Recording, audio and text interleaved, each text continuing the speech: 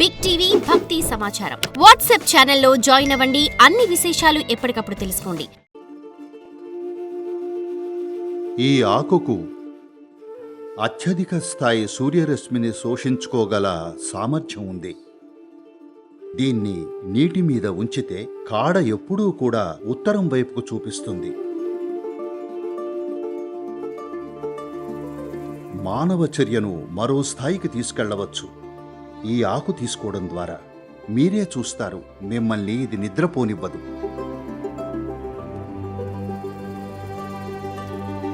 దాని కాడ ఎంత సునిశితమైనదంటే అది గ్రాహ్యతకు మార్గం కాగలదు.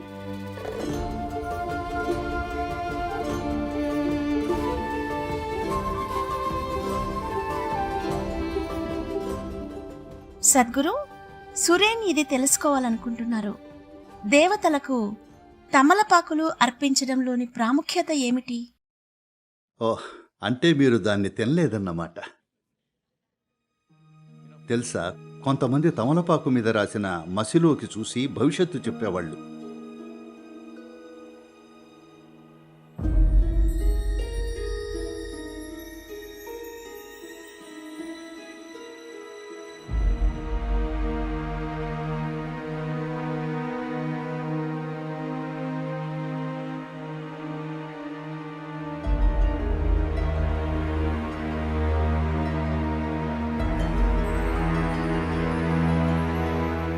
ఒక ఆచారం ఉండేది.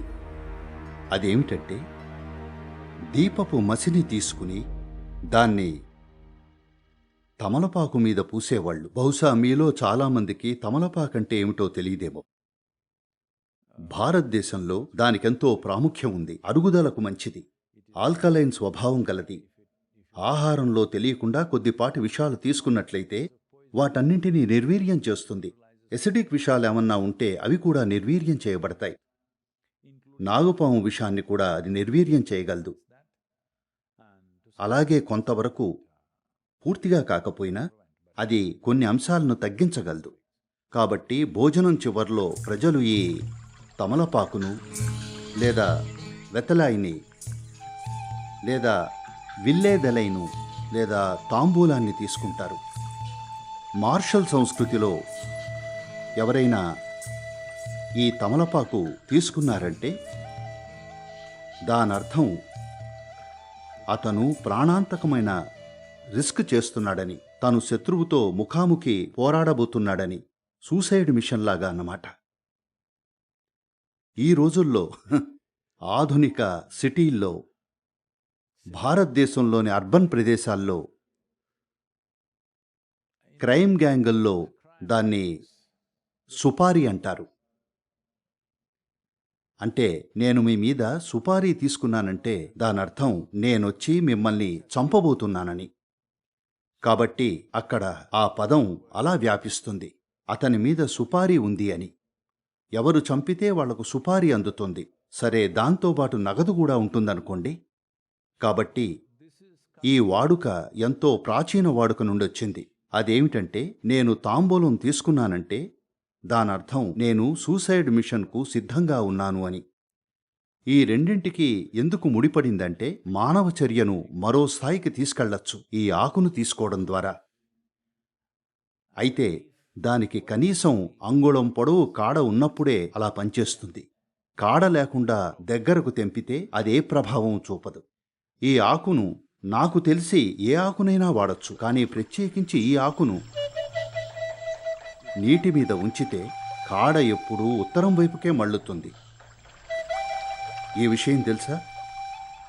If you put it in the water, in still water, it will naturally turn this way and point to the north. కాబట్టి మీరు అరణ్యంలో తప్పిపోతే మీ దగ్గర ఒక తమలపాకుంటే దాన్ని నీటి మీద ఉంచితే అది ఉత్తరం ఎటో చూపిస్తుంది. ఓసారి ఉత్తరం ఎటో తెలిస్తే మిగతా దిక్కులు కనుక్కోగలరనుకుంటున్నాను.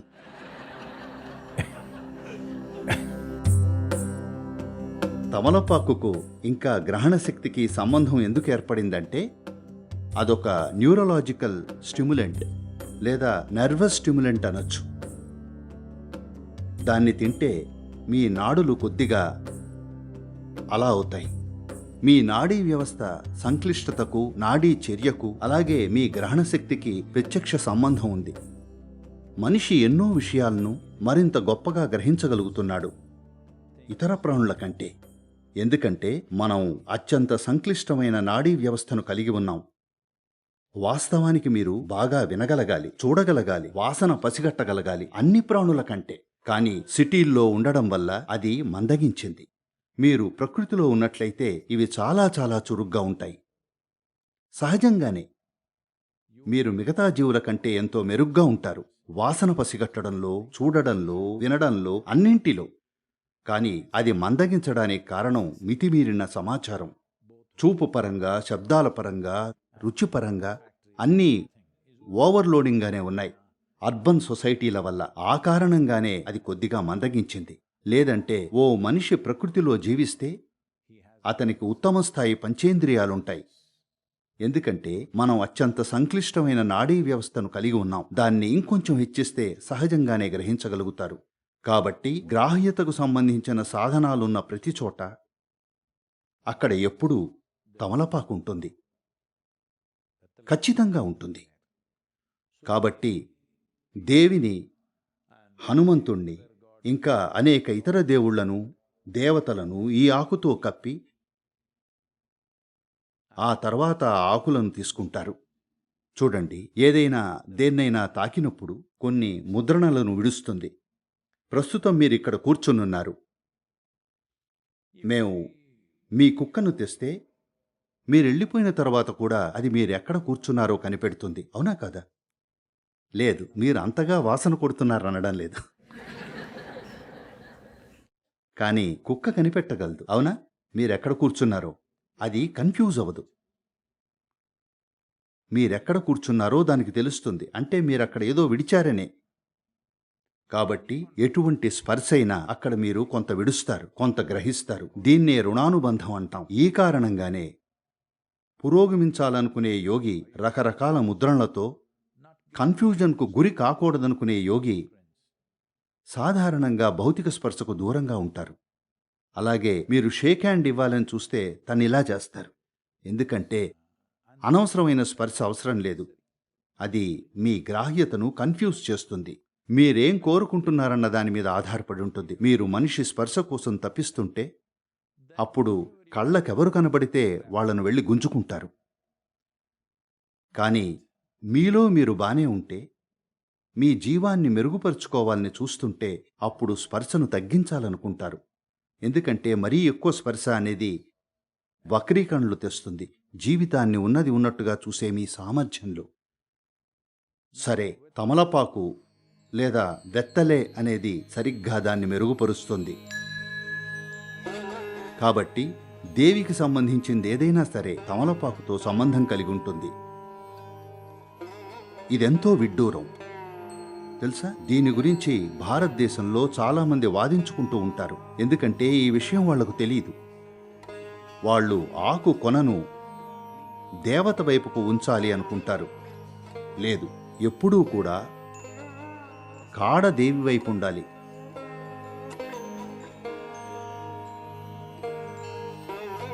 చూడ్డానికి మీకు సమర్పిస్తున్నట్టుగా ఉంటుంది, కానీ అదే నిజం, అది మీకోసమే.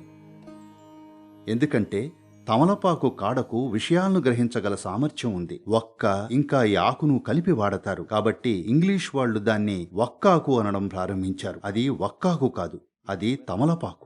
వక్క వేరే. సరే, ఈ ఆకుకి ఇతర ఆకులతో పోలిస్తే అత్యధిక స్థాయిలో సూర్యరశ్మిని గ్రహించుకోగల సామర్థ్యం ఉంది. అందుకే అది నీడలో మాత్రమే పెరుగుతుంది. ఎండకు తాళలేదు, ఎందుకంటే మరీ ఎక్కువ గ్రహించుకుంటుంది. కాబట్టి గ్రహించగల ఈ సామర్థ్యం కారణంగా ముఖ్యంగా కాడ ఎంతో సున్నితమైంది. అది గ్రహణశక్తికి ఉపకరణమవుతుంది. అలాగే ఉత్తరం వైపుకు చూపిస్తుంది.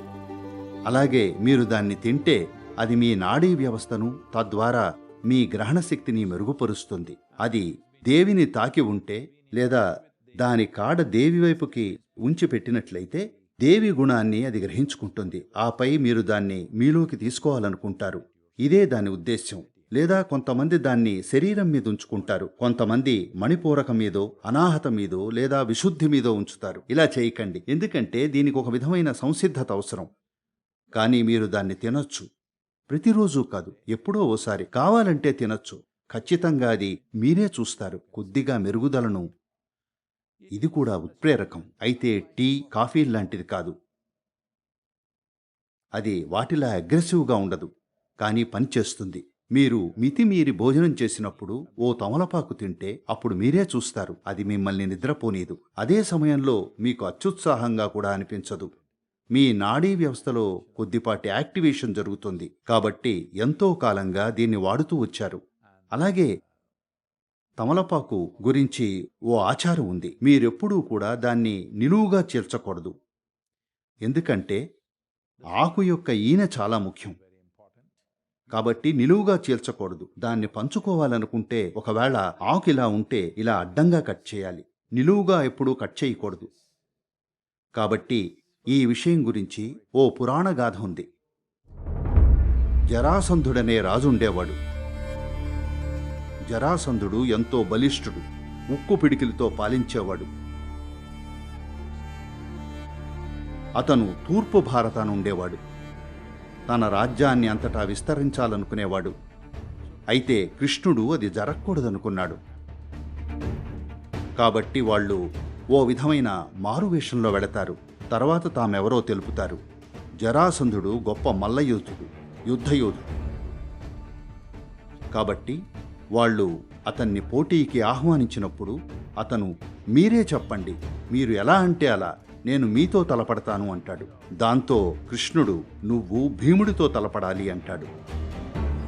జరాసంధుడు భీముడితో సమానంగా బలం, నైపుణ్యం కలవాడు, కాబట్టి సరే అంటాడు. ఇక వాళ్ళు మల్లయుద్ధంలోకి దిగుతారు. ఈ పోరాటం 13 రోజుల పాటు సాగిందని అంటూ ఉంటారు. బహుశా రాత్రిపూట నిద్రపోయి ఉండొచ్చు, కానీ 13 రోజుల పాటు మ్యాచ్ ఒక కొలిక్కి రాకుండా సాగిందట.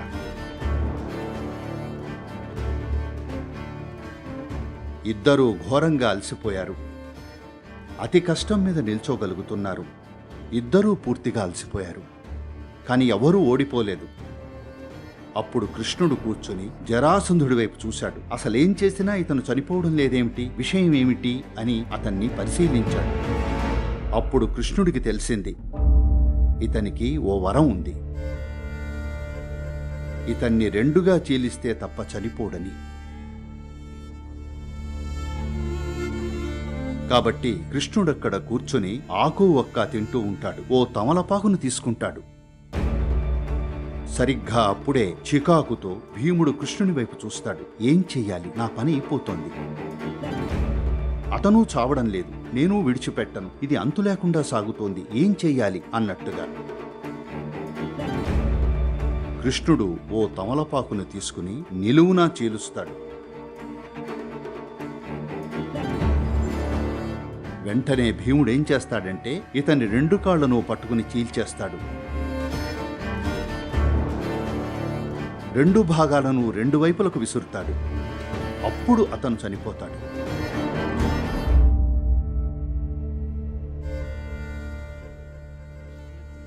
కాబట్టి తమలపాకును నిలువుగా చీల్చటం సరియైన పని కాదు. ఇళ్లలో అలా ఎప్పుడూ చేయరు. పంచుకోవాలనుకున్నా కూడా దాన్ని ఎప్పుడూ ఇలా సగానికి కట్ చేస్తారు. ఎందుకంటే బహుశా ఈ కథలోని సారాంశం, ముఖ్యమైన విషయం, ఆకులోని ముఖ్యమైన భాగం దాని ఈనాన్ని చెప్పడమే కాబోలు. కాబట్టి ఎవరితో నన్నా పంచుకున్నప్పుడు వాళ్లకు కూడా ఈనె రావాలి. ఇలా తుంచితే అది మీకో లేక వాళ్లకో వస్తుంది, ఇద్దరికీ రాదు. దాన్ని ఇలా తుంచినప్పుడు ఇద్దరికీ ఈనెలో అలాగే ఓ విధంగా కాడలో కొంత భాగం వస్తుంది. కాబట్టి ఈ కారణంగానే తమలపాకు ఇంకా దేవికి సంబంధం ఉంది.